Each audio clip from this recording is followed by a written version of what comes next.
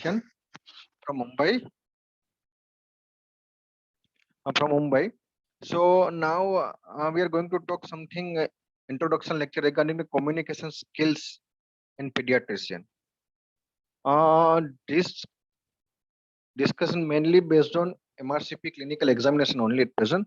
Although we have included something which can concern Indian pediatrician practicing in India, but mainly it's for MRCP clinical, and it will help also Indian pediatrician. So, uh, why communication is necessary? If you all see, all looking around you, that there are many doctor versus parents conflicts, and there are many violence. The one thing which we might lack that proper communication with the parents and accept our limitation.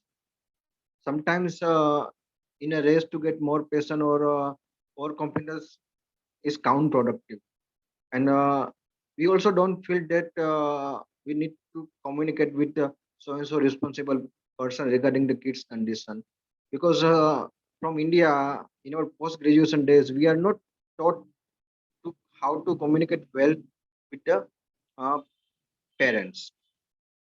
So once upon a time, in a, if you talk about back in the 30 to 20 years, that uh, patient come to us, we give medicine and they go happy. Most of old age parents don't ask questions, they worship a doctor like uh, god. But nowadays many parents are getting educated, many one asking many questions, many googles. So it is necessary that we need to communicate better ourselves, so that they don't take any wrong impression for ourselves. So what is a necessary regarding the communication? Communication is not just to give sharing the information. This means it's a ability to talk with the parents, not to parents, not at parents, but talk with them. And for the communication, the listening is the most essential. Sometimes we are listening to give answer, but we should listen to understand their concern, to understand their uh, uh, education level, to understand their uh, what what is the impression of the kids or any disease. So if we try to understand the parent perspective and we genuinely address them, it will be a win-win situation for all. The ability to communicate sufficiently well with patient and parents so as to understand a concern, problem, and belief. And we need to give relevant information in a language which they understand. So sometimes we want to counsel parents, but we are using most of medical words. It's mostly correct with the freshly pass out doctors. So and sometimes we get a word blindness that uh, what we should translate regarding the uh, translated medical term into layman term. So for that we need to work on. The must thing is that we should not use heavily medical jargon while talking to the parents. The ability to explain the illness and its treatment explanation should be clear, complete, in a language that parent can easily understood. Treatment options should be explained clearly, completely, so that they can make informed decision about the treatment. The ability to convince the parents to follow a treatment plan.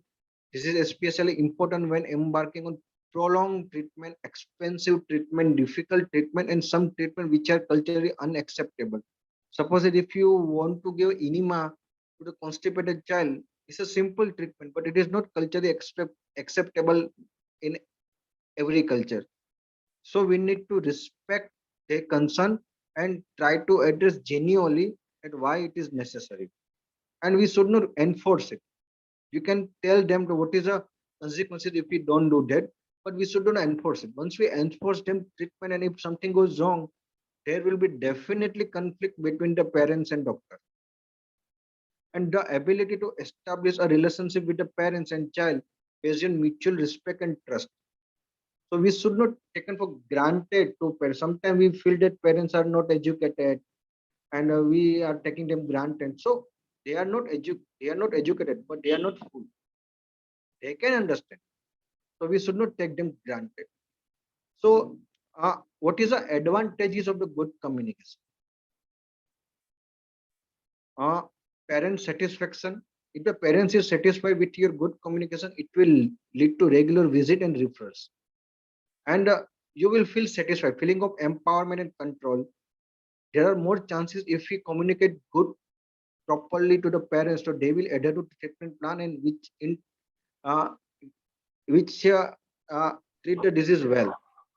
And sometimes because of good communication, if some complication happens or some any other side effect happens, so parents will be loyal to us. And proper communication leads to less headache, like less medical legal action and less violence and less uh, all this unwanted stuff in our practice. So this is some blueprint that what is a strategy to improve communication.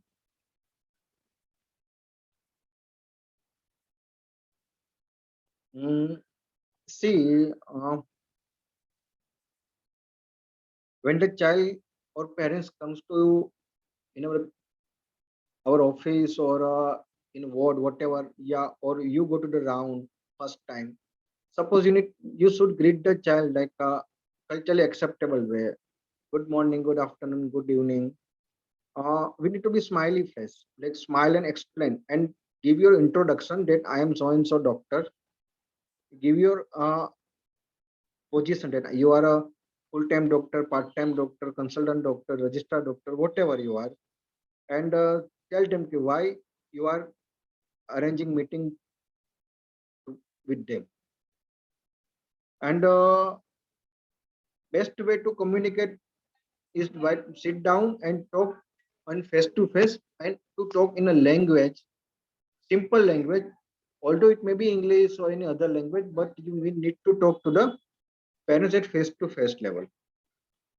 And sometimes generally we feel that sometimes when we going to meet to the patient and only mother with the kids or any responsible relative are not there, so in that condition I think we need to make a habit that before we going to start communicating with the parents, we need to ask that if they want any other person like father or any other close relative to present in this meeting, so they can be actively involved in the communication, and uh, we can get maximum output from the communication.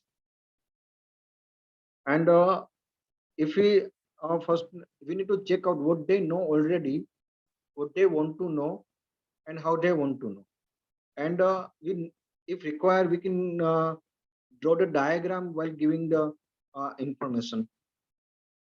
While giving the information or explaining everything, don't we should not try to continue talk continue. I think within 30 seconds we need to small break and frequently check their understanding, their concern, and if they have question we need to answer that. And sometimes I feel that some parents have unrealistic expectation and they ask for some sort of favor. If you don't, that we need to be honest and trustworthy. That if you cannot know, then no means no. Don't give. We should not give a false reassurance that it will be good, it will be fine. In some cases, while breaking some bad news, some parents may get shocked. Some parents may get denial response. Some may get crying. At that time, we need to be sympathetic and empathy.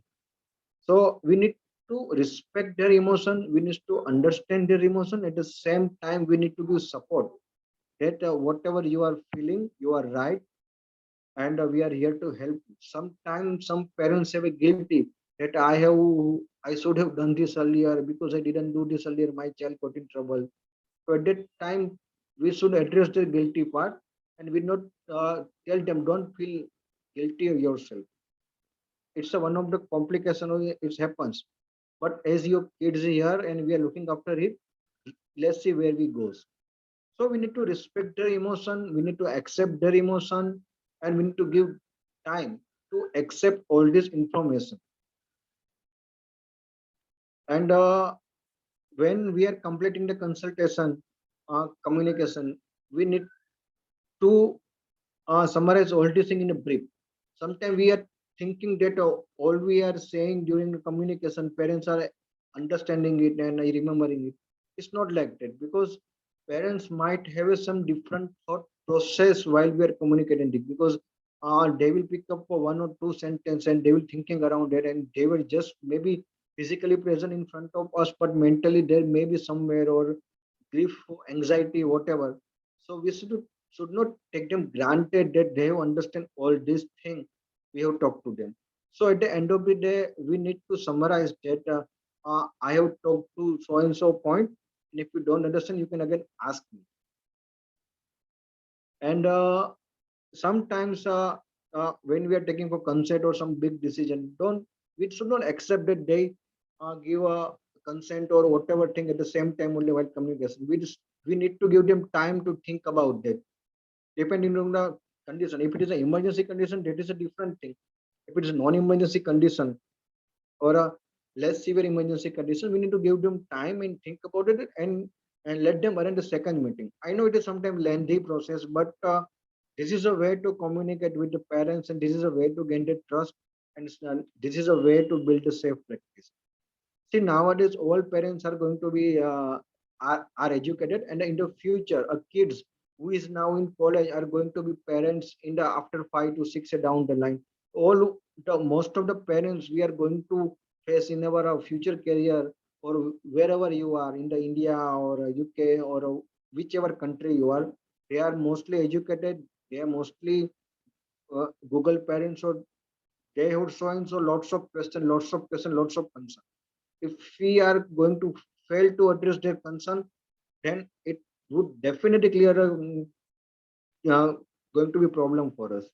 So the communication skill is a need of an hour, and we should learn while accepting our limitation. Uh, the other part of the communication skill is that sometimes we don't know what parents want. See, what doctor wants, we know. Okay, what we want them from the parents, but sometimes we should not presume that everyone are on the same page on what parents want is also important. Parents were some straightforward thing, good listening, good honesty. If they want, we need to give more and better information for the illness. We need to give them treatment plan and expect outcome. If possible, we need to give them in writing. We need to give them some information, leaflets. We need, if they're concerned about the side effect, we need to open all these possible side effect and what we can do to prevent that. Whatever they concern, whatever the information they was to, we need to give them with honestly, without false reassurance. And we should, at the end of the day, every communication, I feel that should be end on a positive note. Sometimes it's not possible to give positive news in everything, but we can share that what we can help them, how we can help them, how we are going to do. So if we give some positive word at the end of the communication, it would be better. They feel somewhat mentally relaxed. And the most important thing, we should be non-judgmental and supportive doctor. And we need to address, respect, accept their emotions. There are barriers to the good communication. What are the barriers in the regular practice? Like we are communicating and we are in a hurry. We are looking for the watch. Oh, it's over time. Time for to given over to next doctor. I'm missing my so and so thing, my lunch, my dinner. So it shouldn't be like that. Don't appear in hurry. Don't appear in lack of time. Don't use arrogant word. Don't. We need to mind our tone of the voice. But we should not use too many medical jargon, medical terms. uh, our body language should be appropriate while the talking to the parent. It should be culturally appropriate. Some body language are offensive in some cultures. Some the same body language are not offensive in some culture. So it should be depend on the place of your working. That your body language while you are talking to the parents should be appropriate according to your culture. If possible, we should not. uh, we should keep aside our uh, phone so that they cannot interrupt while we are going to the important communication aspect. Uh, Sometimes that is our habit that when uh, we are going to communicate with the parents while we are going to prescribe the medicine, that we are writing at the same time and communicate at the same time. So our eyes and finger are on the paper and while we are talking to them. So it's not a good thing. I know it will take a little more time, but we should not do that kind of practice. And as I mentioned earlier, we should not do long lecture. 30 minute, 30-second information, pause, ask concern, ask understanding, then again starting.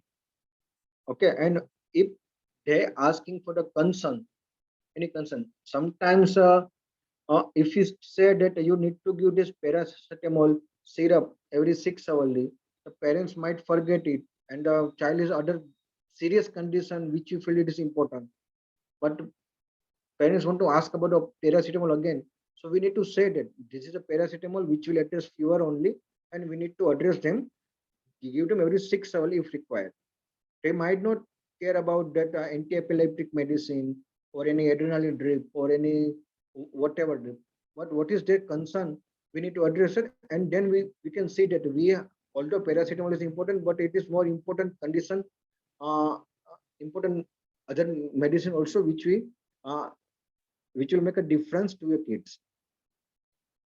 And if the caregiver parents shy, we need still we need to give them time to open up. Any question to anyone? Hello?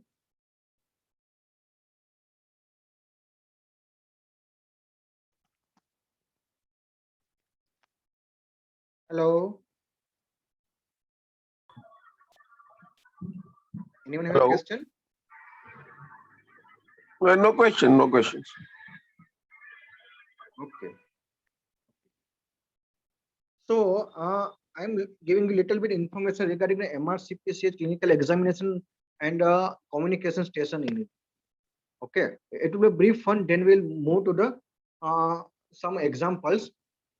So there are two communication station in MRCP exam, and each will consider 9 minutes. Okay. And these are I'm not going to read this information because it is all given in the RCPCA side. I just put it here for the information that you can go and read it in a detail. The candidate who are going to appear for the MRCP exam, you must read this all this detail, so it will be helpful to them. Okay. So there are there are a main 6 pattern of communication scenario in MRCP examination. First, like information giving, like if you diagnose some cancer or some Down syndrome, you need to give them information step by step. Sometimes breaking bad news, like declaring death, or by accident you diagnose something very serious. Consent, like any consent for lumbar puncture or any other procedure. Sometimes drug error happens or any so drug error is a critical incidents. And sometimes there is an ethical discussion. In ethical discussion, there is a no right or no wrong, but still we need to talk to the parents and give them appropriate information so they can take decision wisely based on their acceptance and their culture sensitivity. Education.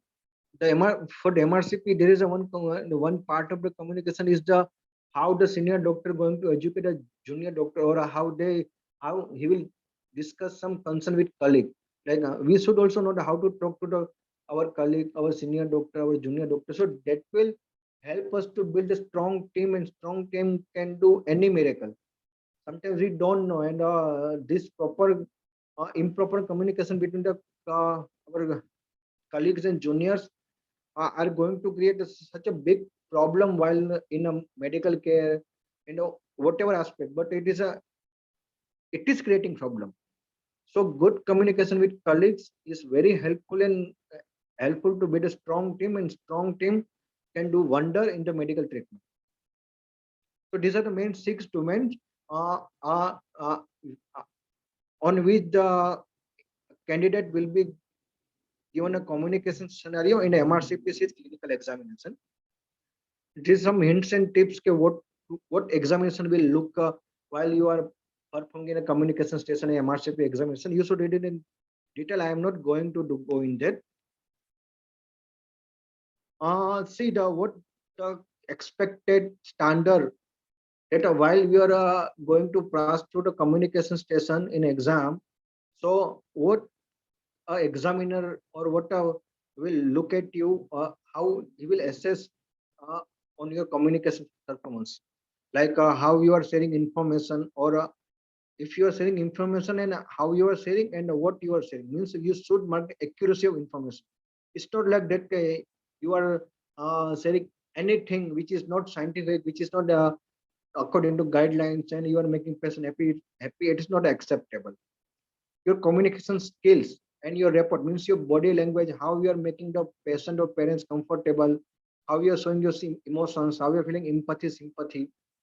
And other thing is listening is the most important. Sometimes body language, non-communicated facial clues is most important. Sometimes parents is crying or parents is saying something. We need to uh, feel, make them feel that we are we are listening them, like yes, yes, yes. We need to say yes after some time, some pause.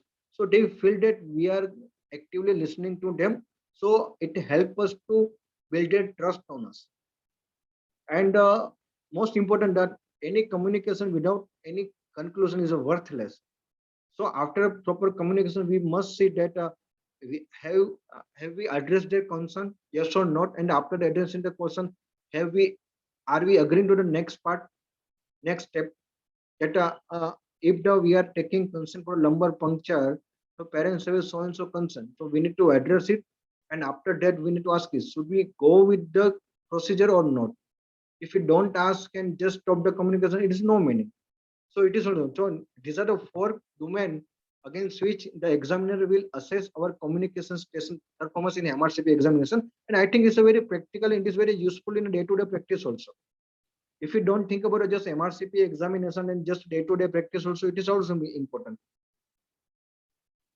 And this is a MRCP new marking system criteria. If the candidate satisfy all these criteria in the first box, uh, and then he will it is acceptable. Second box is a borderline, and third box is a unacceptable. So unacceptable is a 0 mark, borderline is a 1 mark, and acceptable is a 2 mark. So each communication stations carries 6 marks uh, according to new exam pattern in MRCP clinical examination. So now we are going with some communication scenario with detailed script for the practice. Okay. I think so. I'm going to read one this, but I would expect one of the two volunteer candidate they will perform this uh, uh, dummy communication scenario so that we can have practical exam how we should do it.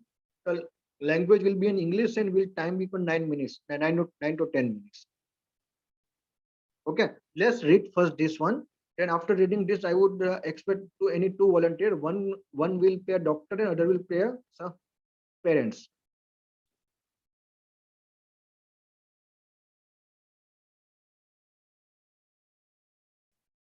Uh, See, the case information is that you will talking to Priyanka Kulkarni, mother of the Rudra. He is a 5-year-old kid with a sign of suspected meningitis. The background information is he has been miserable for few days of color, fever, and he has a headache. And your team, you and your team decided to go for a lumbar puncture. So the basically that we need to talk to his mother, Rudra's mother, and to ask for the consent for a lumbar puncture. So what this is a task. Okay. So what is the expectation from the candidate while we are performing? The candidate should give information, build a rapport with the mother, agree the agenda for the meeting, ask if they want any other family member to attend the meeting, assess a common knowledge that if what she knows about the lumbar puncture, inform why we are going to do lumbar puncture, who will do, who will do, who will do, and how we will do, why we need to do the lumbar puncture. We should explain all these things in a brief. If we need to explain the possible complications also, and we also need to share that what if we don't do, and what to expect after the procedure, ask her concern, check her understanding, and we need to do repeat all these things in short summary. And again ask for the final consent at the end of the communication. And sometimes there are things that where some parents don't agree to give a consent. In that sense, we can ask to other doctor to communicate with her, like some senior doctor, or in MRCP that we need to ask the consultant doctor to talk with her, or we can ask her to arrange a meeting later on after some times, so that we can do also if they don't agree also. And a person who will play role play to what kind of emotion should be used by her, that your general feelings, your anxiety regarding the illness, uh, and as a mother you don't want him to subject to more painful test, mild distress, and something you heard first times of feeling so curious. So you should ask all this question, who will play the role of the mother, like ask why we are doing it, what if is is any problem after that, may child stop walking, is there any other tests available so we can do it, what if something happened to my kid, what if procedure failed, what is after the procedure, when child will recover from the sedation, when we will get the result, can't we without can't we do without uh, can't we go without a procedure and start the treatment. So this is a script. Okay, the dummy scenario of the lumbar puncture, asking the consent. So I would love to volunteer to play this one. is, is anyone ready? One will play the doctor and one will play the mother, so we can see that how it goes for the MRCP examination. And anyone? They are not allowed to unmute. We can put the question on the chat box. Okay, I think they are not alone. Okay, we want I need to volunteer to play the dummy scenario, this one, and we can give them guidance on how it goes. So I'm changing the settings now. Participants will be able to unmute, but let's see, because if all of them unmute, it will be difficult for if all of them unmute themselves all Yes, of a yes. sudden. So you can choose two names and then let us go ahead. Okay.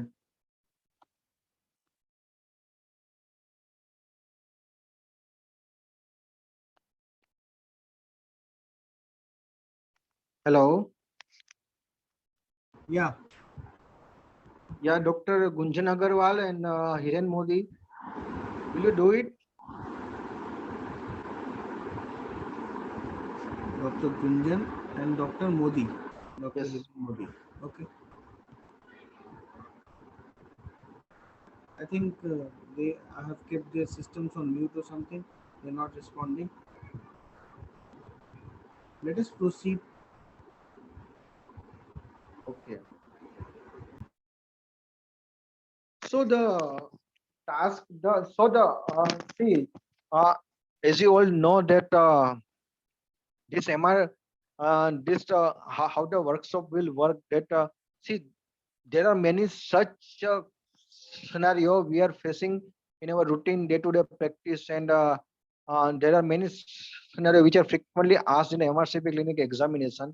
So that we'll do the workshop with us, team of the doctors, and I will make everyone to practice this scenario one by one, while they playing doctor or while they play mother alternatively, so that this dummy practice will give us confidence that how it will going to perform the real examination, and how it will look like in the real.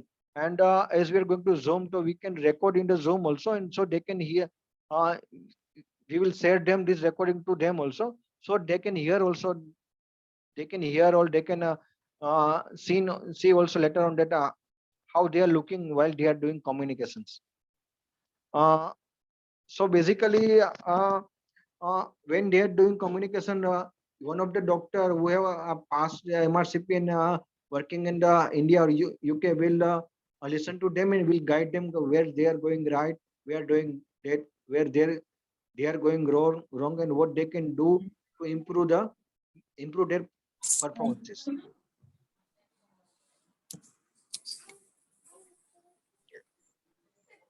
I think Dr. Hiren Modi is unmuted. Anyone other doctor?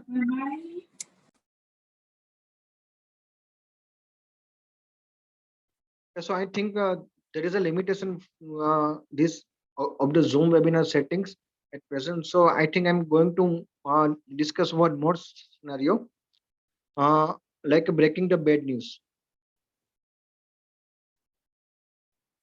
It is a most important part in communication scenario. Many candidates are vulnerable while they are handling this breaking the bad news scenario, because if you talk about MRCP examination, sometimes they don't know how to react, sometimes they don't know what words to use, sometimes they don't know how to be empathic, how to be emotional, how to use word which are emotionally uh, proper in this scenario.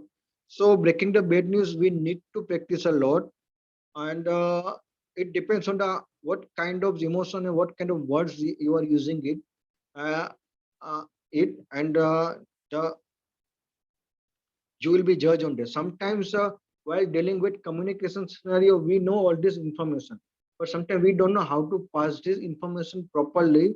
That will lead us to fail in the communication scenario. Like something that if the newborn kid is diagnosed with the tracheoesophageal fistula at the time of birth and he needs urgent surgery, okay, you know, okay, he will definitely urgent surgery and it is appropriate right information also, but this information should be passed to the new parents in proper way with proper sympathy, so that they can get convinced, they can accept it, and they can give a consent for the surgery, or and they can give consent to go ahead with the treatment plan. So if you don't use proper word with proper sympathy, then this is not going to work. Yeah, and it will lead to the distrust between the parents and doctors. So the case information regarding the breaking the bad news, I'm taking is when we are looking regularly. The 6-month-old infant admitted for the lower respiratory tract infection yesterday, and he was on nebulizer and antibiotic is improving. But in afternoon when he slept after feeding, uh, there is an episode of the apparent life-threatening event like aspiration or cardiac arrest, and we have to give activate a code blue and give him a um, we need to resuscitate him and need to shift to the ICU and need to keep on the ventilator. So this incident, overall incident happens within half an hour, and mother who was by her kids is very clueless, and she's crying and crying. Her parents are father is anxious, the family member are all coming around.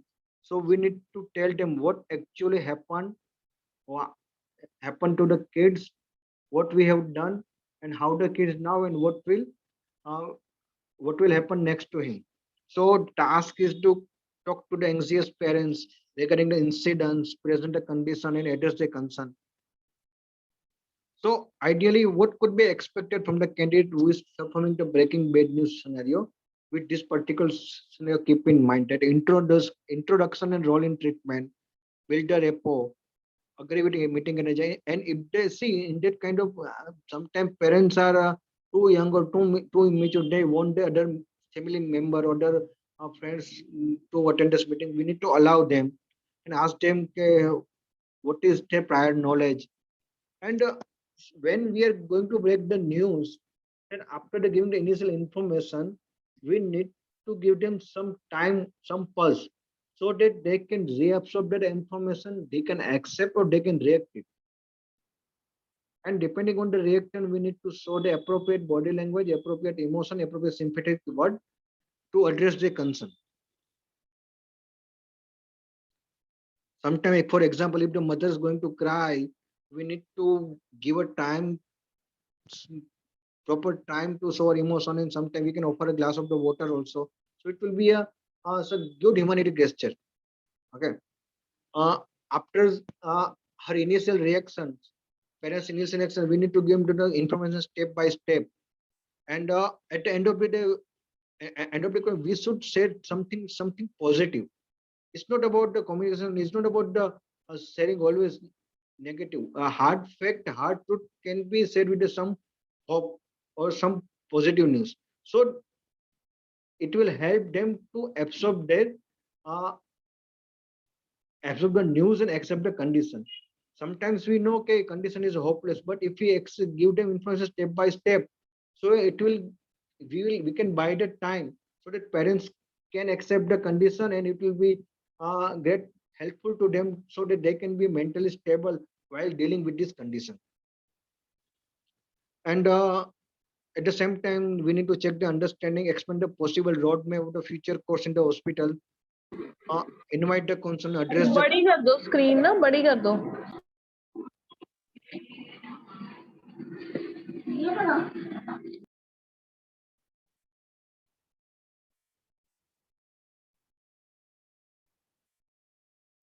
Yeah, so and if possible, see in MRCP, we must said we must do the summary at the end of the communication. We need to offer them the re-meeting. We need to offer them the some information leaflet, and need to offer them that we can now parents can visit to the kids and all these things. We must address a concern, and summary and re-meeting. If the person is going to be role play, uh, playing the mother of that kid, so what questions she can ask, she have to ask, or what emotions she need to show that she looks anxious, depressed, deeply anger. She has a question that why suddenly it happened, what could be a cause, is he going to die? The biggest question when the kid's in ICU is my kid is going to die or not? And this is a very sensitive question to answer. We need to answer that question very sensitively. We cannot give them false reassurance that no child is going to to be saved and all this fine. But we should not state for them that your kid is going to die only. So it will be very ruthless and not culturally acceptable. We need to tell them that your kid is doing fine and we are going and let's hope what is the best. So should without giving any false assurance, we need to give them some hope and some reassuring word. So they can feel calm temporarily. She will ask her how is he now. Sometimes the parents will blame some junior doctor, nurse. So at that time, being a colleague, being a doctor, we should not take a particular name that person that yes, he is responsible. We take against it. See, all this ICU work, all this work is a teamwork. So we can say that it is a teamwork, and we will see what can we do to improve this, and we will introspect it. So when some parents are going to poke any particular nurse, particular doctor, we should not agree with them directly. We can say that is, yeah, we can understand your concern and we'll try to find out what is thing and we'll get back to you. Okay. And at the same time, we should not say that it is a teamwork and we are doing a teamwork, not any, it is not any individual person responsibility. Okay. They also might going to blame the hospital and negligence. At the same time, we should tell them there is a hospital is doing that, and if they won't say, we can also offer some counseling session to them with appropriate senior authority also. So with the proper words and proper discussion, I feel we feel that that complication might avert that unwanted medical legal complications. And sometimes they want to ship to the other hospital because they are not feeling their hospital staff are good or not. So at that time we need to give all this appropriate information with utmost honesty. If we talk about MRCP MRCP clinical examination, so in that case, if you don't know how to react, you can always say that it's okay, I can understand your concern, we need to talk to my team, talk to my consultant, and my consultant will come to you and will get back to you. Sometimes ask for a specialist opinion. See, for the MRCP, it's not like in India that if parents ask that we want to see see a gastrologist, we can ask gastrologist. In MRCP, anything you don't know or any googly come to you, direct refer to the consultant. Means we'll talk to my consultant, my senior, and we'll give back to you, or either he will come and talk to you. There's the surface way to pass the exam in MRCP. But in practical scenario, the thing that we need to address them and we need to give them answer appropriately according to present situation. There are some examples of the breaking bad news which comes in the exam, like inform the parents of the 3-day unit with a sudden apnea and put on ventilator. Counsel the parents of 3-day-old boy admitted with a newly diagnosed diabetes ketoacidosis. Like 6-month-old diagnosed aplastic anemia from the bone marrow examination. Discuss with the parents about a newborn baby having the suspected duct-dependent lesion, like a duct-dependent cardiac lesion at the time of the birth. Discuss with the parents about some accidental finding in the CT scan. These are some example of the breaking bad news, and we need to address or handle this scenario very sensitively. I think we are going to discuss these two only in this introduction lecture. If you have any other question, anyone can ask on the chat. Anyone any other question, any concern, want to ask something?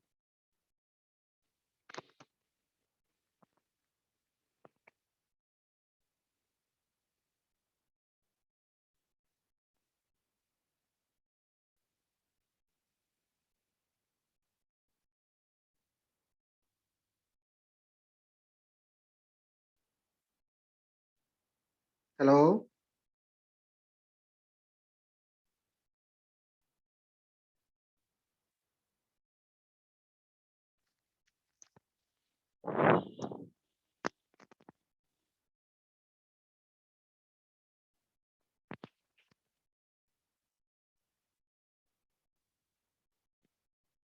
Hello. Hello?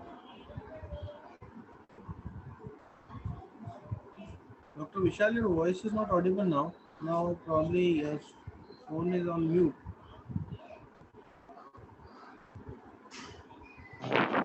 I am audible. Yeah, now you are. Yeah. So anyone have any question so that we can go ahead with that? See, I want to introduce that we are a group of 6 to 8 doctors who all pass MRCP, and we're going to introduce the communication workshop module for MRCP in coming days. So if you're interested or if you want to inform your friends and colleagues, so they can enroll in it, and for the further information we will keep posting in the group. Okay, and each and every section of the communication will be taken by a doctor who are few of are working in UK and few of are working in India, who have all successfully passed the MRCP examination.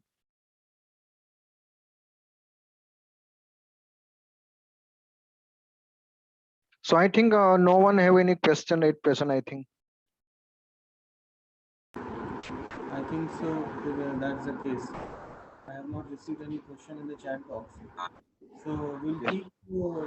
If the session is ending now, then what we want is, if at all 12 people are needed for the workshop, and if out of this group 12 people are interested, they can contact me or Dr. Vishal on the communication group which has been formed, and then we will take Yes. it further from there. Yes.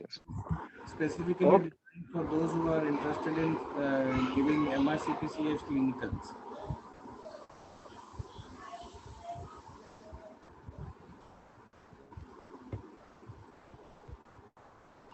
Great. Okay, I think we are winding up this one. I think nice to talk to you, and if you have other queries, you can always post in the group, or I'll be always available to help everyone who are going to appear in MRCP examination or who want to discuss further on communication skill in pediatrics. I think nice to meet you guys. Thank you. Thank you, Dr. Vishal. Yeah, thank you. Thank you for joining.